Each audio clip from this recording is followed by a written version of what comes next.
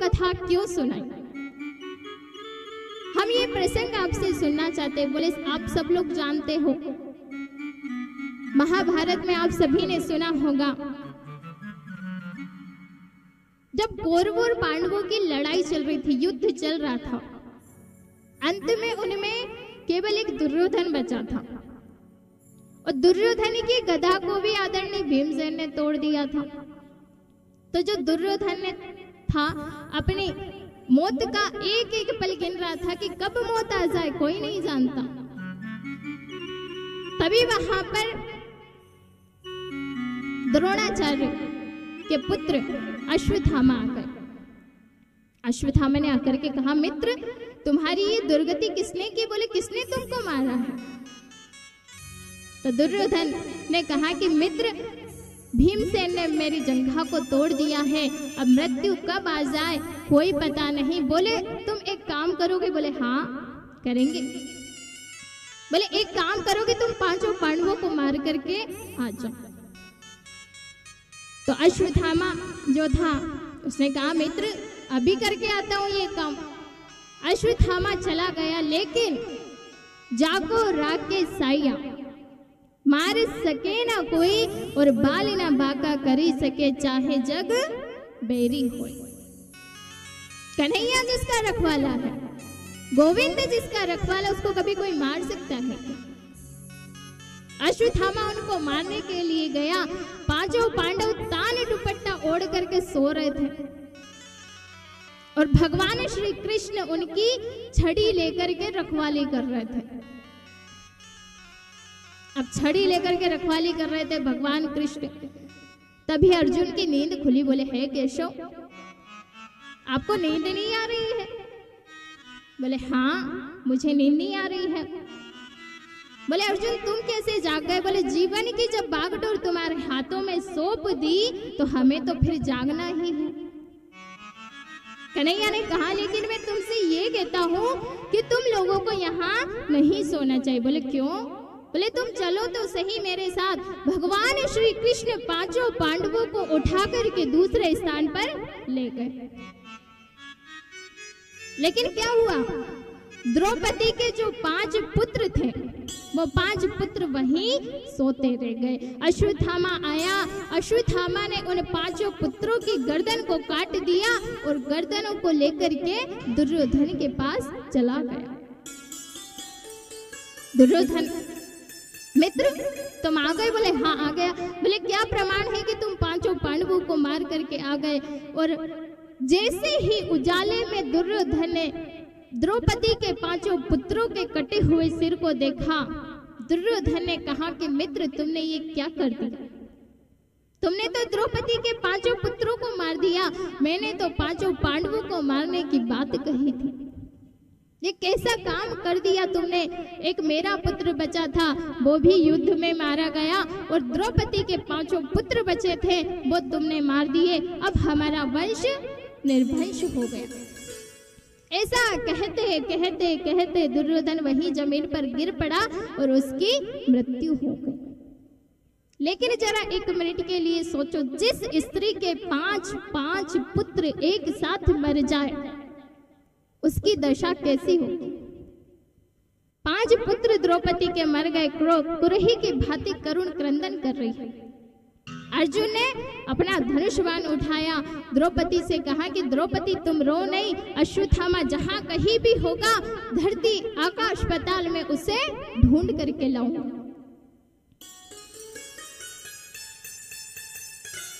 बोले ठीक है। अश्वत्थामा को पता चला कि अर्जुन मुझे मारने के लिए आ रहा है, तो अश्वत्थामा अपने आश्रम में बैठा हुआ था, वहीं से उसने ब्रह्मास्त्र को छोड़ दिया।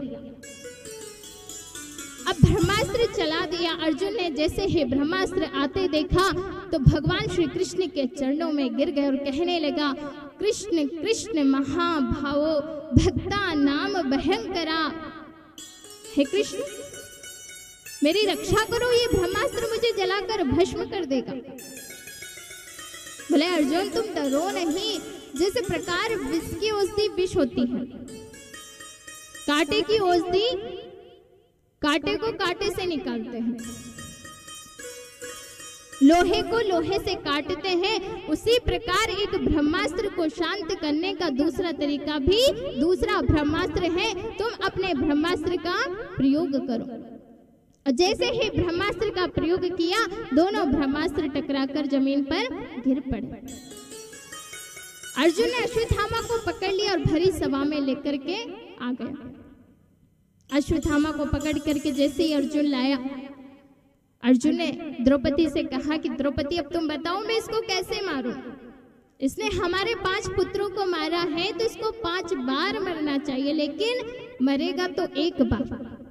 लेकिन बताओ कि इसको कैसे मारूं? इसको काट करके शेर के सामने डाल करके मारूं, इसको अग्नि में जला करके मारूं, आखिर मारूं तो कैसे मारूं? द्रौपदी, भगवान कन्हैया जिसे अपनी बहन समझता है, उसके मन में क्या करुणा नहीं होगी?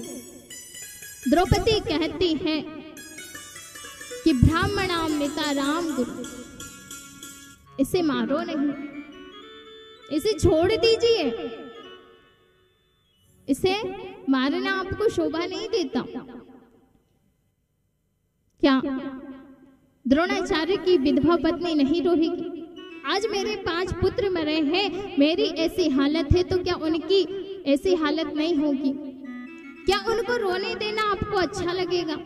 और अर्जुन, तुम ये कैसे भूल गए कि जो विद्या उन्होंने अपने पुत्रों को नहीं सिखाई, वहां विद्या आपको दी है, इसलिए आप इन्हें मारो मत, छोड़ दो।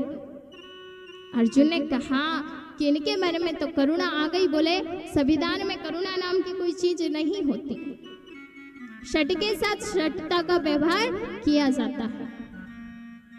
अर्जुन तो बड़ा धर्म संकट में पड़ गया। बोले अब क्या करें? युधिष्ठिर से पूछा। बोले भैया आप भी बताओ क्या करें? बोले जैसा धर्म ग्रंथों में लिखा है वैसा कर लीजिए। भीमसेन ने कहा कि भैया आप नहीं मारोगे तो मैं इसे मार दूंगा। नकुल सहदेव ने भी यही कहा, लेकिन मेरे कन्हैया शांत खड़े हैं, द्वारिकाधीश वहीं पर शांत खड़े हैं।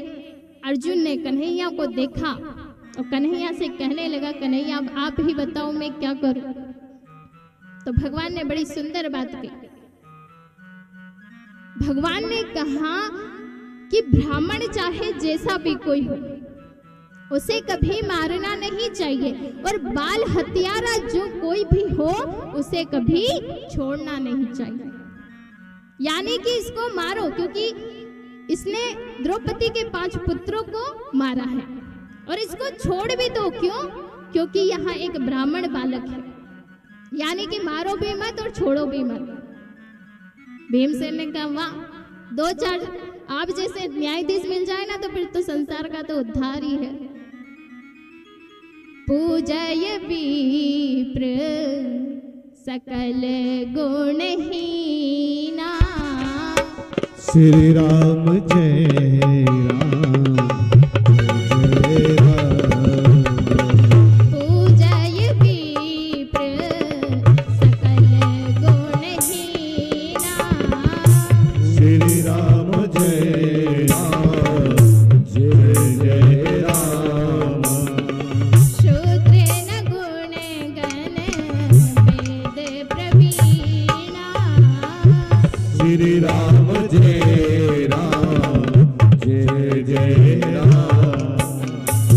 परहित सरिस धर्म नहीं भाई, परहित सरिस धर्म नहीं भाई,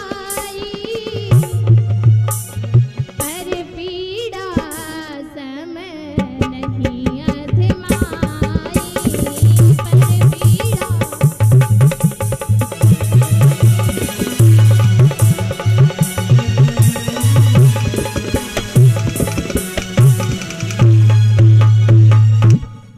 पूजय विप्र सकल गुणहीना, शूद्र न गुण गण वेद प्रवीणा, पर हित सरिस धर्म नहीं भाई, पर पीड़ा सम नहीं अधमाई। ब्राह्मण चाहे जैसा भी हो उसका हमेशा सम्मान करना चाहिए, और बाल हत्यारा जो कोई भी हो उसे छोड़ना नहीं चाहिए। अर्जुन क्या करता? अर्जुन ने भरी सभा में उसकी आधी दाढ़ी मोड़ दी, आधी मूछें मोड़ दी और भरी सभा से उसे धक्के देकर के बाहर निकाल दिया। एक ब्राह्मण का, एक अधम ब्राह्मण का इससे बड़ा दंड और कोई हो ही नहीं सकता। अश्वत्थामा को मारा नहीं, छोड़ दिया, लेकिन अश्वत्थामा के मन में ईर्ष्या आ गई। ईर्ष्या का मतलब समझते हो? अपनी एक आंख भले ही फूटे लेकिन पड़ोसी की दूसरी दोनों आंख फूटनी चाहिए, है ना? मतलब अपना अनहित करके भी पड़ोसी का दुगना अनहित करना, ये ईर्ष्या के लक्षण है। ईर्ष्या ऐसी ही चीज है, ईर्ष्या जब मन में आ जाती है तो फिर हम अनहित किए बगैर नहीं मान सकते। ऐसा ही अश्वत्थामा के साथ हुआ। अश्वत्थामा के मन में ईर्ष्या आ गई। उसने सोचा बैठे बैठे आश्रम में कि मैंने द्रौपदी के 5 पुत्रों को मार दिया, लेकिन इनके वंश में मैं पानी देने वाला भी नहीं छोड़ूंगा। आज मैंने द्रौपदी के 5 पुत्रों को मारा है,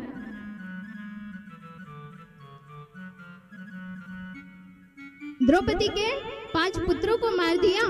फिर सोचने लगा कि अभिमन्यु युद्ध में मारा गया था, तो उसी समय अभिमन्यु की पत्नी गर्भवती थी।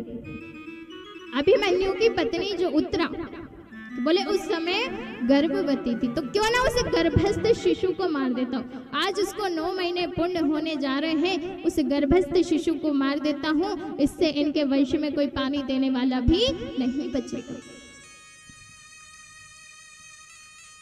अश्वत्थामा ने फिर से ब्रह्मास्त्र को चला दिया। इधर उत्तरा को पता चला कि गर्भस्थ शिशु को मारने के लिए अश्वत्थामा ने ब्रह्मास्त्र का प्रयोग किया है, तो उत्तरा भगवान श्री कृष्ण के चरणों में गिर पड़ी। बोले पाहि पाहि महायोगिन देव देव जगत पते नान्यम त्वद भयम पश्ये यत्र मृत्यु परस्पर। हे गोविंद मेरी रक्षा करो, हे कन्हैया मेरी रक्षा करो, ये ब्रह्मास्त्र मुझे जलाकर भस्म कर देगा। मैं चाहे मर जाऊं, मुझे इसकी कोई चिंता नहीं है, लेकिन मेरे पुत्र जीवित रहना चाहिए, क्योंकि पांडवों में फिर इसके बाद पानी देने वाला कोई नहीं रहेगा। भगवान कन्हैया बाहर खड़े हैं, बेटी घबराओ नहीं, घबराओ नहीं। एक बार अपने मन में मातृभाव लेकर के आओ। जैसे ही उत्तरा मातृभाव लेकर के आई, भगवान श्री कृष्ण सूक्ष्म रूप से उत्तरा के गर्भ में चले गए। 4 भुजाएं धारण कर ली, शंख चक्र गदा पद्म सब ले लिए, और जो ब्रह्मास्त्र था उसे सुदर्शन चक्र से शांत कर दिया। एक रूप से बाहर भी खड़े हैं, पूछ रहे बेटा कोई तकलीफ तो नहीं हो रही? बोले नहीं नहीं, बहुत अच्छा लग रहा है। लेकिन जिस प्रकार भक्त की चालाकी भगवान के सामने नहीं चलती, वैसे ही भगवान की चालाकी भक्त के सामने नहीं चलती। माता कुंती यहाँ सब खड़ी देख रही थी कि भगवान श्री कृष्ण ने ही मेरे पुत्र वधू की रक्षा की है। उन्होंने कहा, हे श्री कृष्ण द्वारिका वासिन देव देव जगत पते।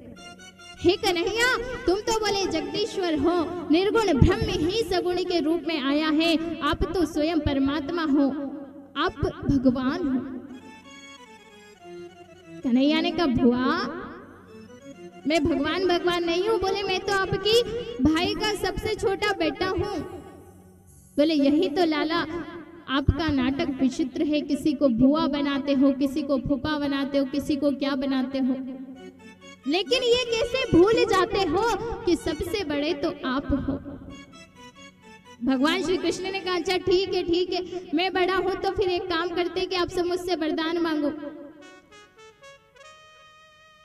बोले युधिष्ठिर सबसे बड़े, युधिष्ठिर को सबसे पहले वरदान मांगना चाहिए। तो युधिष्ठिर ने कहा कि भगवान मुझे तो एक ही वरदान दे दो कि मैं सत्य से कभी पीछे ना हटूं। अर्जुन ने भी अपने लिए वरदान मांगा बोले भगवान मुझे एक वरदान दे दो कि मैं आपको अपना गुरु मानता हूँ, ये गुरु और ये शिष्य का भाव कभी अब मेरे हृदय से न जाए, बस यही वरदान मुझे दे दो। सुभद्रा ने भी अपने लिए मांगा। बोले हे कन्हैया, मेरा मन एक पंछी है और आपके जो चरण हैं वो एक प्रकार का पिंजरा है, तो मेरा ये जो मन रूपी पंछी है आपके चरण रूपी पिंजरे में आज ही जाकर के फंस जाए, ऐसा वरदान मुझे दे दो। क्योंकि अंत समय में हम जिस नाम को लेने की कोशिश करते हैं उस समय हमारे प्राण अवरुद्ध हो जाते हैं, फिर हम परमात्मा का नाम नहीं ले पाते हैं। द्रौपदी ने भी मांगा। बोले हे केशव, बस एक ही वरदान दे दो कि मैं आपकी सखी हूँ, आप मेरे सखा हो, ये सखा सखी का भाव कभी मन से ना जाए, बस यही वरदान मुझे दे दो।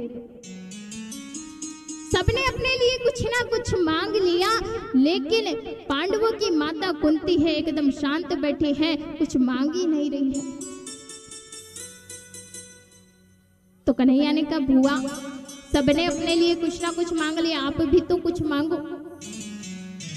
कुंती ने कहा कि भगवान देना ही चाहते हो तो केवल एक ही वरदान दे दो कि मुझे दुख पर दुख, दुख पर दुख, दुख पर दुख आते रहे, और कोई वरदान मुझे नहीं चाहिए।